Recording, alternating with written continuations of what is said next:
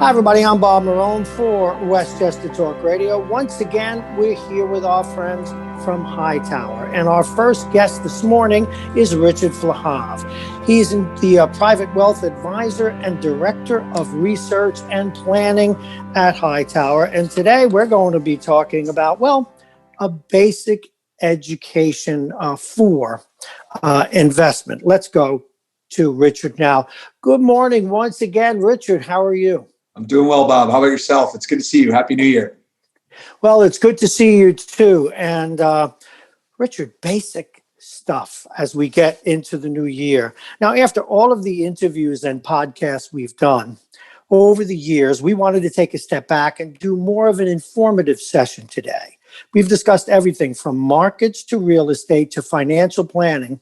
And we want now to dive into some of the terms and phrases you use and what they mean. Sure. Yeah. And Bob, thanks again for the time. I think obviously last year was an interesting year from a lot of different perspectives, markets included. I think, we've said a lot over the last couple of years around what we do and how we do it. I wanted today just to kind of take a step back and start to define some of the terms we've laid out over the various podcasts and videocasts we've done. Mm-hmm. I think if you look back, last year was an extremely active year in terms of investments and the markets. According to Bloomberg, there was over 10 million new brokerage accounts opened, retail accounts, that is. And then, the average daily logins across the various custodians, Fidelities, the TD Ameritrades, nearly doubled from the previous year. So a lot of activity. I think getting to know really the basics around what you're investing in, why you're investing it, what a stock, a bond is, a mutual fund, what a REIT is, all these different things. I think for folks who aren't necessarily, involved in this type of job and world in the finance industry, it's good to understand, right? I mean, what your portfolio is investing in and why. Mm-hmm. You mentioned, of course, starting a new year, new people investing. We see people even going and investing on their own, going to some of these websites and doing trades. What are the basics that people really need to know as well, Richard, before they engage in this kind of thing? Sure.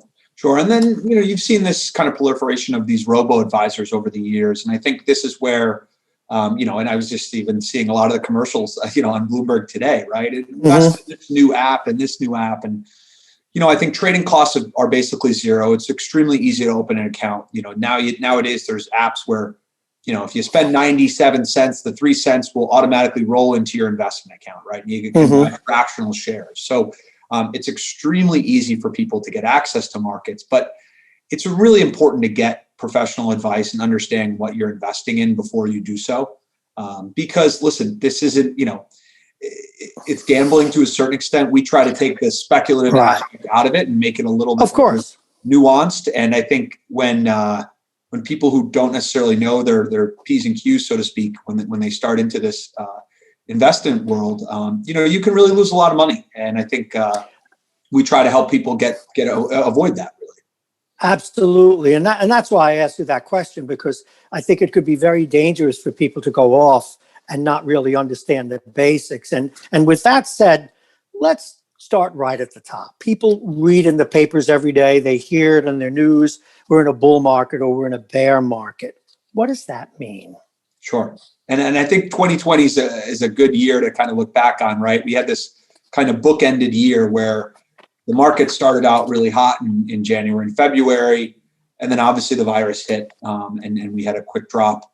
What we would call kind of a bear market there. And now we're obviously recovered. But I think, when people look at it, there's kind of three different things, right? The bear market, the economy is doing well. Jobs are created. The markets are on the rise. Generally speaking, people like to use the number 20%, right? If you get a 20% upside swing, you're in a a bull market, and a 20% drop, usually over about a 2-month time frame, would constitute a bear market. I think the world's changed a little bit in terms of it. I mentioned before, right? The access, the easy access to markets, the quantitative trading, the phone in your pocket, the speed at which the markets are moving nowadays is extraordinary. And when you look back at last year, the bear market of March took only 33 days to drop, 35% or whatever it was from where we were.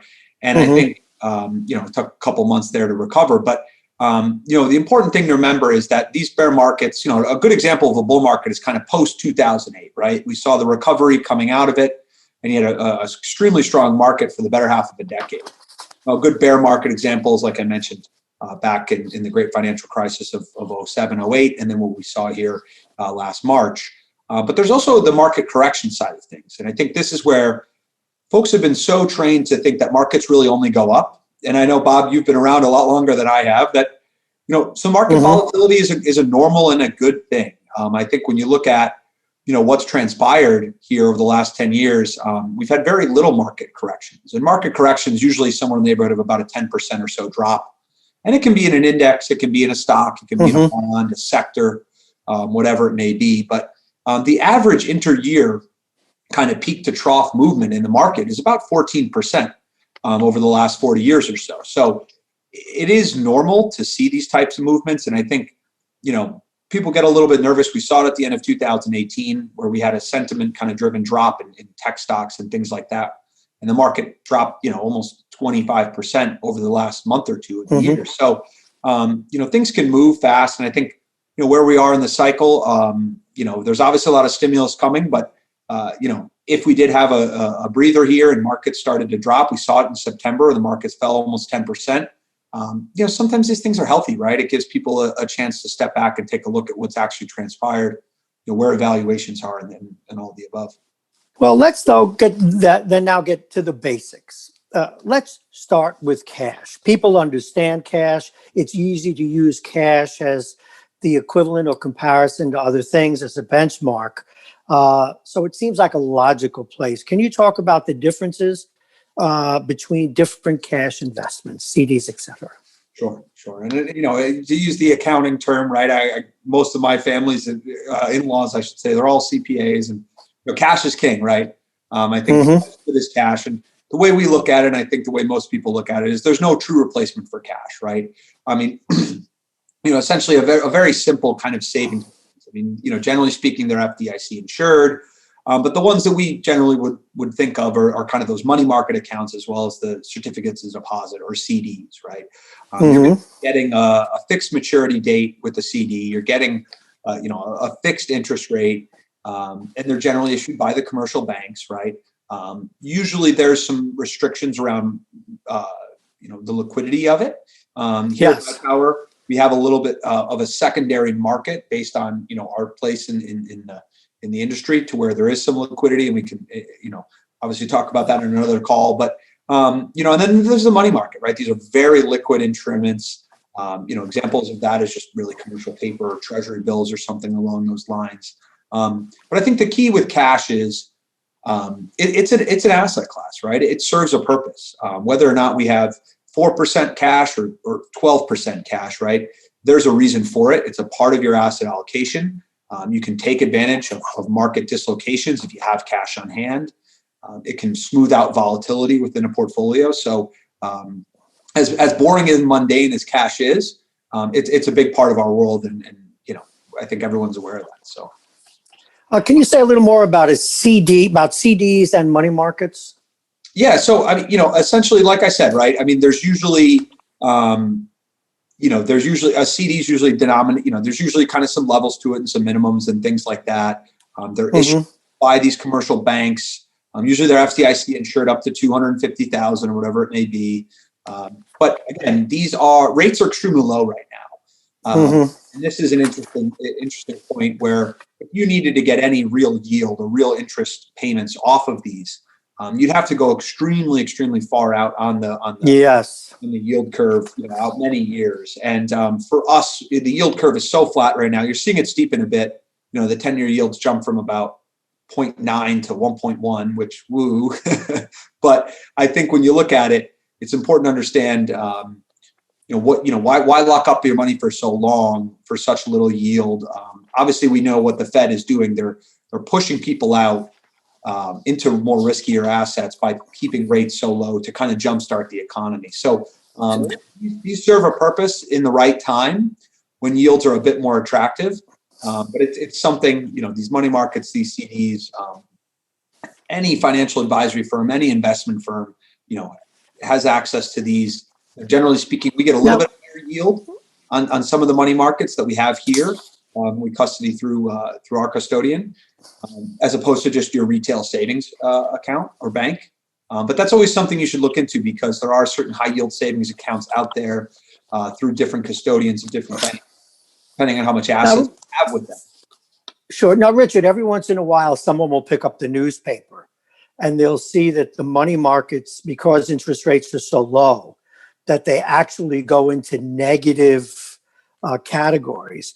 But it is true. It is true, is it not, that the money markets will buck up those accounts and never let them be less than $1 on $1? Yeah, and you're seeing certain economies right now are have negative yielding. Yes, and it's an interesting, more of a. I think when you look at it, we'll know more about it in 10 years, 15, 20 years, right? There's staggering numbers about how much negative yielding debt there is out there. Yes. But the most important thing is the nominal rate versus the real rate, right? So all right, the Fed rate might be 25 basis points or 0.25, but inflation, let's say is 1%. You strip out inflation, right? You're now in the negative. Your nominal yield is That's where you need to pay attention, whether or not your money under the mattress is better served versus doing something else. So. Thank you for that, because people read it and then they run off and they get a little bit nervous. Let's get to what we used to refer to before people got more interested in money markets and such, stocks and bonds, the meat and potatoes of the industry, or at least they were for many years. Talk about those. Yeah, and purely speaking, if you're buying a stock, you're a partial owner or have some sort of shareholder equity or percent of ownership in a publicly traded company, right? You're a shareholder, plain and simple, and you generally have the right to vote. You generally will have some sort of ability to receive dividends if that's what the company issues. There's two types of stock, right? There's common stock and preferred stock. Common stock is what we all talk about on the news, and I think is most commonly known, and where you sit in terms of the claim on the asset should the company, fold up. So the common stock, as I mentioned, percentage of ownership, right to vote on issues affecting the businesses, be it proxy voting, which is you're probably aware of, and then you may receive some dividends. The preferred stock side of things, you generally you might be entitled to dividends. You're a little bit higher in the capital stack, meaning that you have a preference in terms of payment on the way out, and you typically don't have voting rights. So a little bit different nuances there. Not saying one is better than the other. It's just kind of what it is. But listen, the stock market is what everyone talks about. It dominates the headline. I think this is where people focus the majority of their time. You see a lot of the research on the buy side, the sell side research centered around more large cap, bigger mega cap stock companies. Then there's the bond side, right? These are just debt instruments, where effectively you're loaning money either to a company, potentially a municipality, a government entity, and there's interest payments that are built in to those, plus the return of kind of the face amount when the bond matures at a later date. Very simple. Been around forever. Usually there's a set period in which those interest payments are generally going to be made. And that coupon rate, so to speak, can be either fixed or variable. The corporate bond side of things, where you're investing in more of a corporation, a company, that interest is usually taxable. Whereas on the municipal side, as we know, right, if you're doing something locally with your municipality, that's going to be non-taxable, that interest and kind of appreciation. So again, bonds are usually a little more stable than stocks, right, in terms of the volatility, the way they move. They're usually uncorrelated. But there are risks associated with bonds, just like there are stocks. There are credit risk, right? The whether or not the company is in good standing or not, repayment risk, and then interest rate risk, right? If the prices and a bond price is inversely related to the direction of interest rates, right? Right. Interest rates are rising, the bond price is falling, and vice versa. And this all wraps up into inflation. which is the big topic right now as we move into 2021. And will that ever come? And what will happen to bond prices if rates were to rise and the Fed were to act? So. A good point to mention, by the way, since I've been in the business a little longer, one of the reasons we call it a coupon, folks, in fact, some old munis are involved somewhere. Bearer bonds actually used to have a coupon that you cut. You cut off the bond and brought to the bank. And so we still use that nomenclature in our business. It's interesting stuff. Having talked about bonds and stocks first brings up the next issue, which is one of the byproducts of investing in stocks and bonds is dividends and interest. Explain the difference. And also, it might be a good time to expand a little bit on preferred stocks. Sure. So, when you look at the two, dividends and interest, I think a lot of the time you say it in that sentence, right? Dividends and interest. And everyone just since they're kind of phrased like that, they're synonymous with one another. And to a certain extent they are. But they're not. And interest is really just, the bond side of things, right? What you're being issued when you buy a CD, for example, right? As we mentioned before, and the interest that's promised to you in that contract. Whereas on the dividend side, right, this is the share of the profits that a company has elected to pay its shareholders. So kind of two different sides there on the stocks and bonds. But I think, the portion of, it is, you have no contract with the dividends, right? A company does not have to pay the dividend, right? Whereas the interest side is a little more contractually obligated. And generally speaking, companies that issue dividends, it's a positive thing, right? They're usually in good standing in terms of their finances, and they're issuing it as a reward to their investors. But there's no guarantee of a dividend, is your point. However, some preferred stocks do have guaranteed interest rates, correct? Yeah, and I think that, if you look back at 2020, right, particularly look around the energy industry and some of these things, I mean, they were cutting their dividends because they couldn't necessarily meet those obligations. So it's something to be wary of when you're investing. Generally speaking, when you see these dividends and yields at such high levels, it's usually going to be more of a riskier investment, right? They're paying you to make that risky investment. Whereas, you look at some of the federally backed stuff, the yields and interest rates are extremely low because your money's kind of guaranteed and good on the back end. I'd like to remind people you're listening and watching Westchester Talk Radio. We're talking with our friends of Hightower here at Hightower here at Westchester. The man you see is Richard Flahive. He's in charge of private wealth advising and director of research and planning at Hightower. And we move on to our next issue then. We've been hearing a lot about growth versus value investing to start 2021. What are they? And what are the differences, my friend? Yes. This is another hot topic. Growth investing, just to kind of set the table here, outperformed value by about 35% last year. Massive, historic by many standards. So the question now is, will we see this reversion to the mean? Will value have its day in the sun again? And it's been a number of years since we've seen value really outperform. And when you think value, you think of growth, you think of more of your NASDAQ type stocks, your Googles of the world, really where there's this expectation of exponential growth, whether it's revenue, cash flows. You'll generally see reinvestment of earnings, right? R&D spending, and really to go big or go home, right? To use a very simple term. And that has really driven the outperformance of the market for the better half of the last decade. That's where the more tech-focused names are. And the value side of things, you're looking more for diamonds in the rough, right? The PE values are a little bit lower. The stock prices don't necessarily reflect their fundamental value, right? You're looking for bargains, so to speak.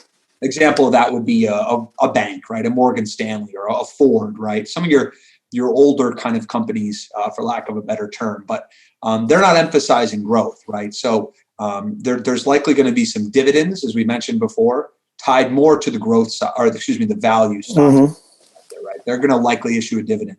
That's a component of the core competency of that firm and showing kind of that solid balance sheet, right?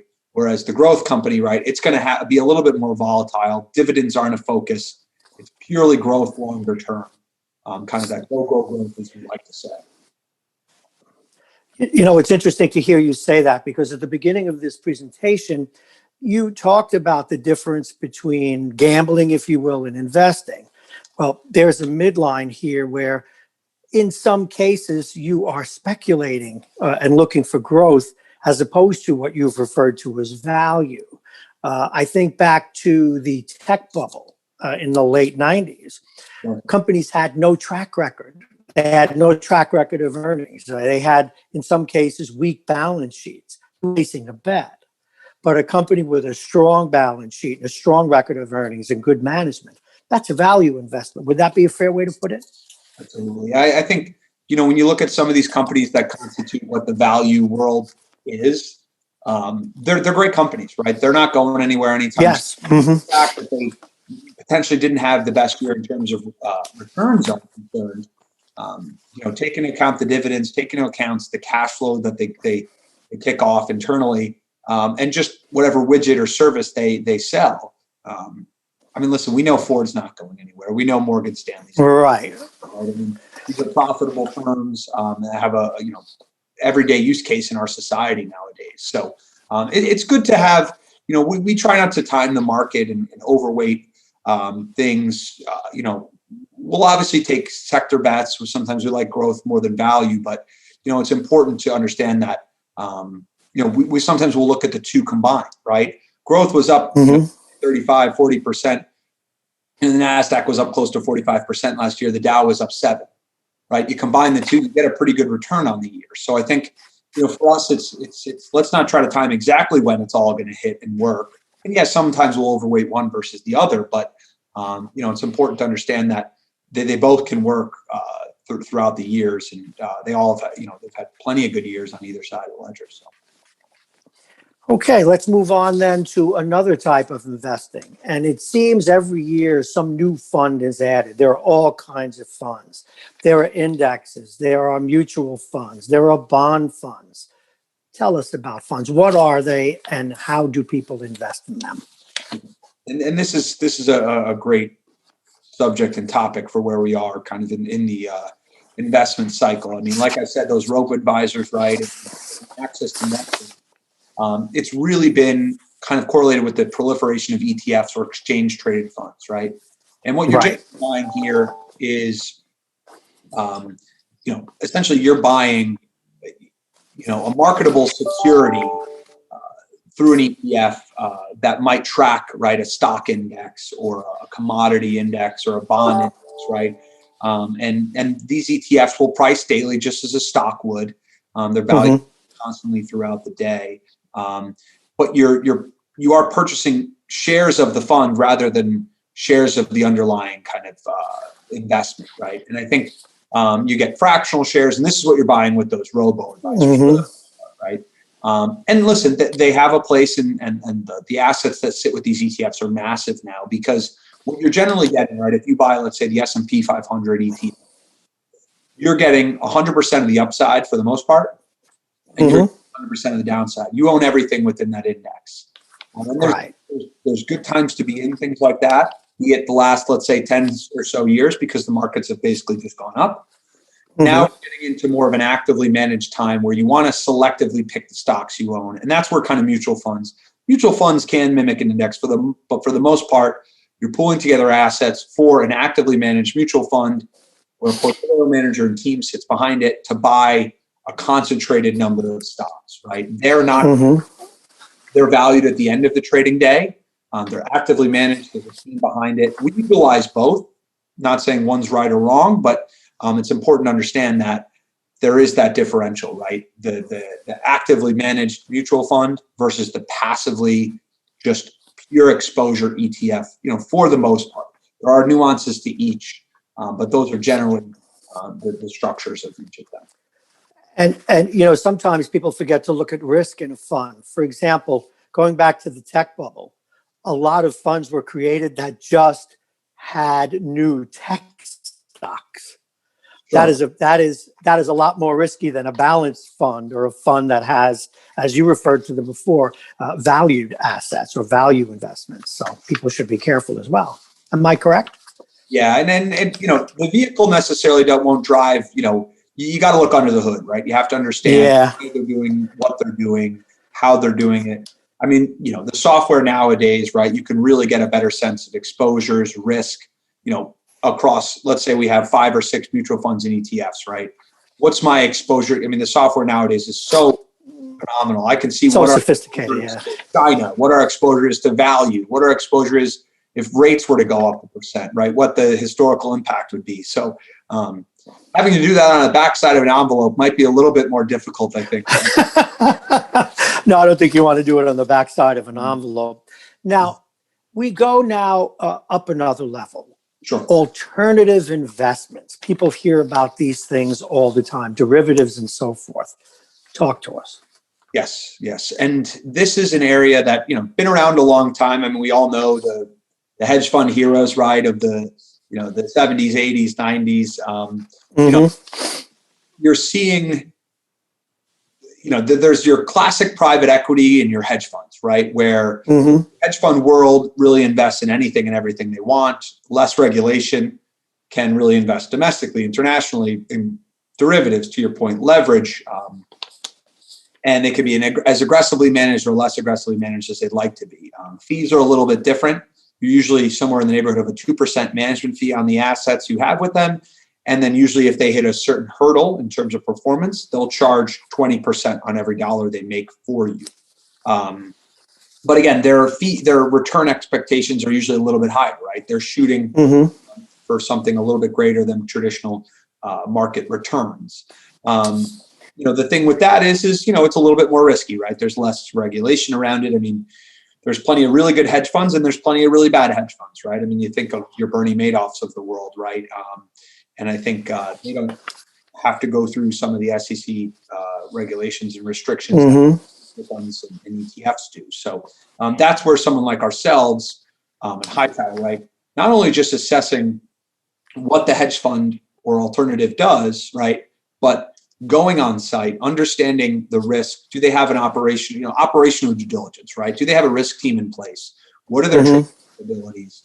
What are these various nuances to the hedge fund to make sure it doesn't blow up? Because we all have heard the story of various funds that have blown up over the years. So something we take very seriously. And obviously we offer all of these different vehicles when they make sense for clients.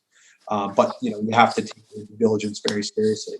The private equity side is the private side of that, right? The hedge funds are generally investing in more publicly traded companies, bonds, currencies, et cetera. Whereas the private side, right, is you're basically raising capital to invest in a private company, or maybe it's a buyout or something along those lines, right? You'll have limited partners, general partners.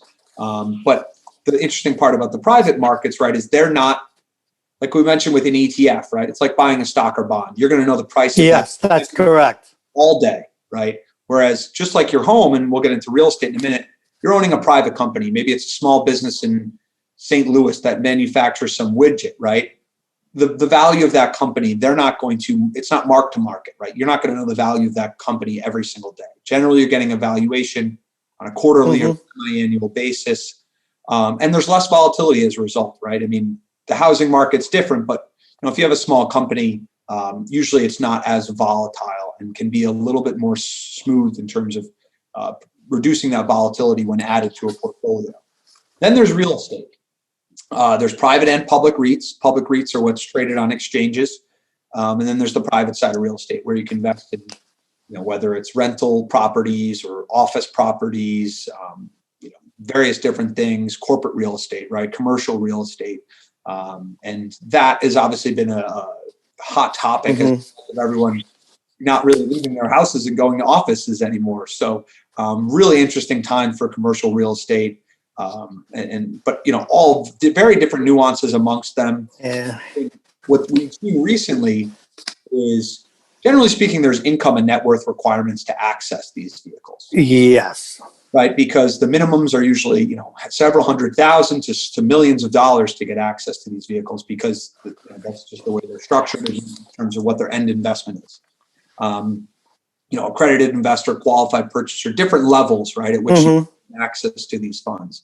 And they want it because they want to make sure you as an investor have enough money to where, like I said before, if the hedge fund who's taking these massive risks were to fail, you're not out on the streets, right? And that is one part of regulation that does make sense. But now you're seeing access to liquid alternatives in the mutual fund formats, right? So you've seen, and the minimums for these things. I mean, we have one real estate fund. The minimum is $2,500. So the structure itself has changed to cater to the retail investor, to that kind of high net worth. And honestly, as we know, I mean, they're doing it to obviously make a management fee and to broaden their horizon. Sure. But it's something we've invested in more and more as a firm. And we take a lot of time too. So there's the big private side, right? And then there's obviously the liquid alt side, which is going to be more and more.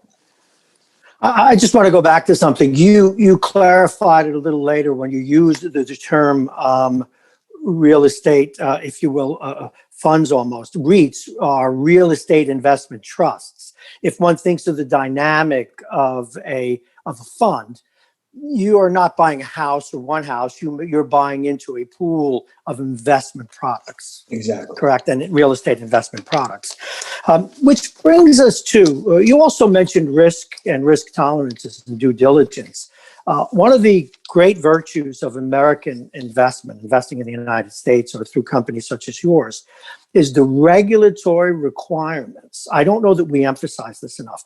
The regulatory requirements, the risk requirements in terms of capital and due diligence we can dare say they're the best in the world here in the United States.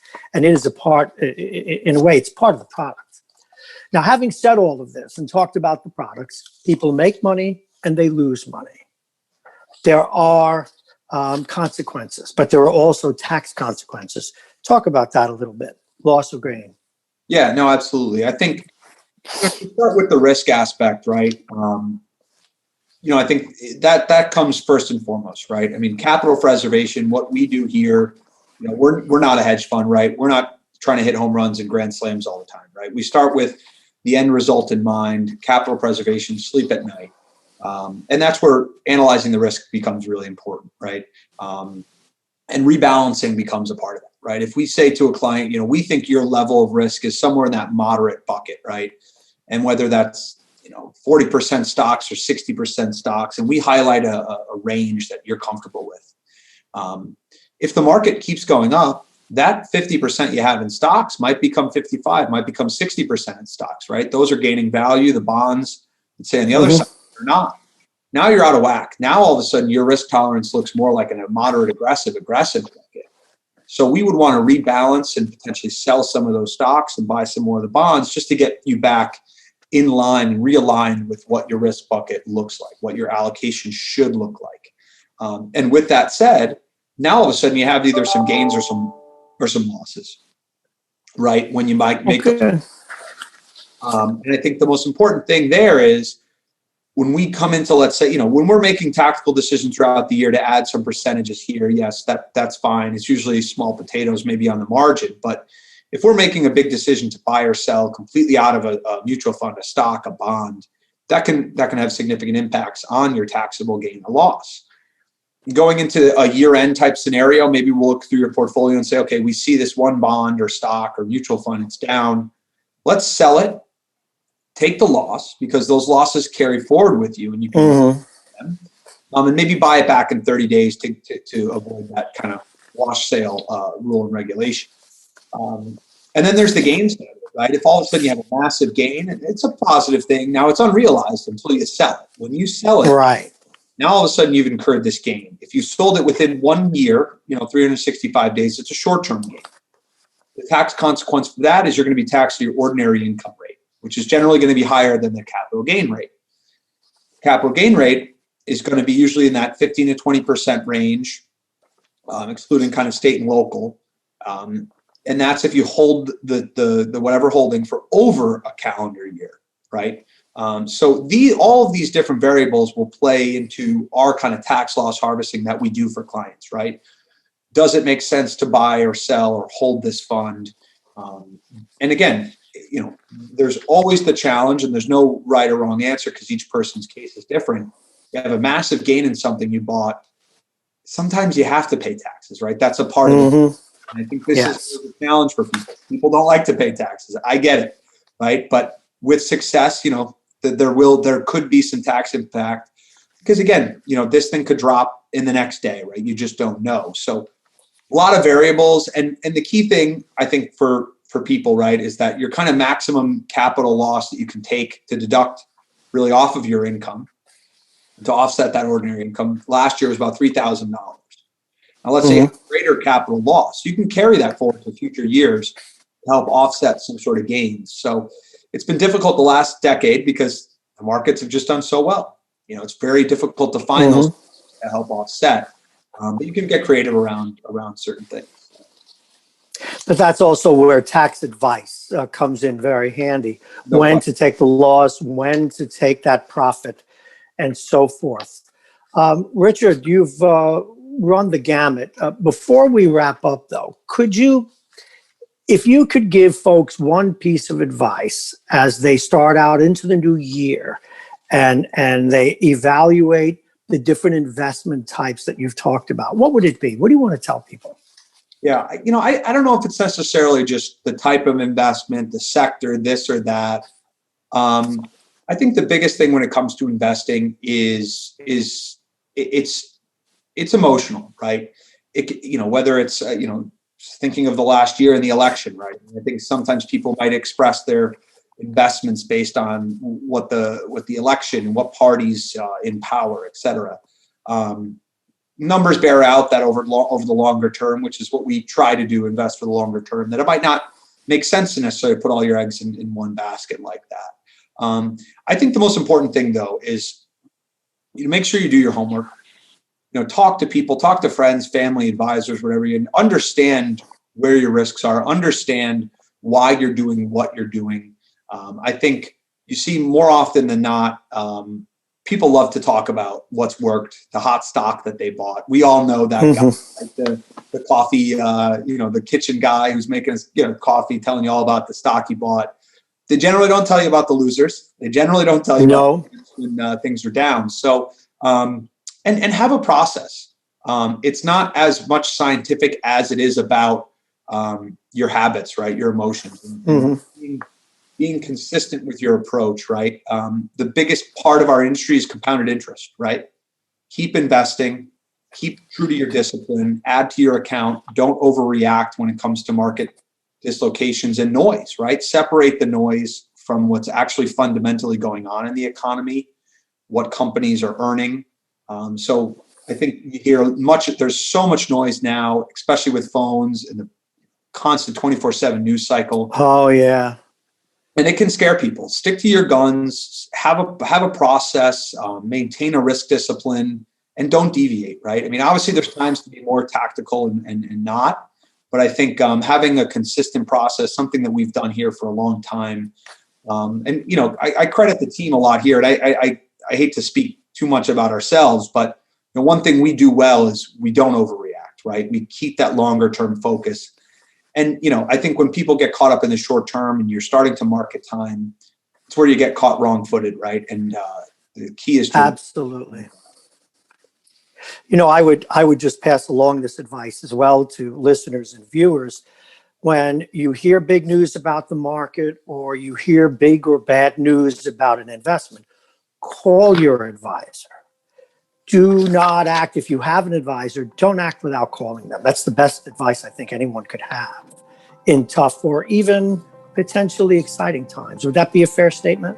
I think you hit the nail on the head there, Bob. It's sometimes the grass is greener and sometimes it's not. Folks, you've been with us today.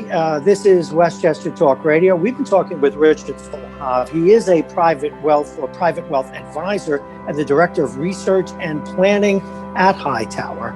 I want to thank you very much for your time today. You have helped people a lot. I appreciate it, Bob. Always a pleasure, and good to hear you're doing well. Hightower Westchester is a group of investment professionals registered with HighTower Securities, LLC, member FINRA and SIPC, and with HighTower Advisors, LLC, a registered investment advisor with the SEC. Securities are offered through HighTower Securities, LLC. Advisory services are offered through HighTower Advisors, LLC. This is not an offer to buy or sell securities. No investment process is free of risk, and there is no guarantee that the investment process or the investment opportunities referenced herein will be profitable. Past performance is not indicative of current or future performance and is not a guarantee. The investment opportunities referenced herein may not be suitable for all investors. All data and information referenced herein herein are from sources believed to be reliable. Any opinions, news, research, analyses, prices, or other information contained in this research is provided as a general market commentary. It does not constitute investment advice. Hightower Westchester and Hightower shall not in any way be liable for claims and make no expressed or implied representations or warranties as to the accuracy or completeness of the data and other information, or for statements or errors contained in or omissions from the obtained data and information referenced herein. The data and information are provided as of the date referenced. Such data and information are subject to change without notice. This podcast was created for informational purposes only. The opinions expressed are solely those of Hightower Westchester and do not represent those of HighTower Advisors LLC or any of its affiliates. HighTower Advisors do not provide tax or legal advice. This material was not intended or written to be used or presented to any entity as tax advice or tax information. Tax laws vary based on the client's individual circumstances and can change at any time without notice. Clients are urged to consult their tax or legal advisor before establishing a retirement plan.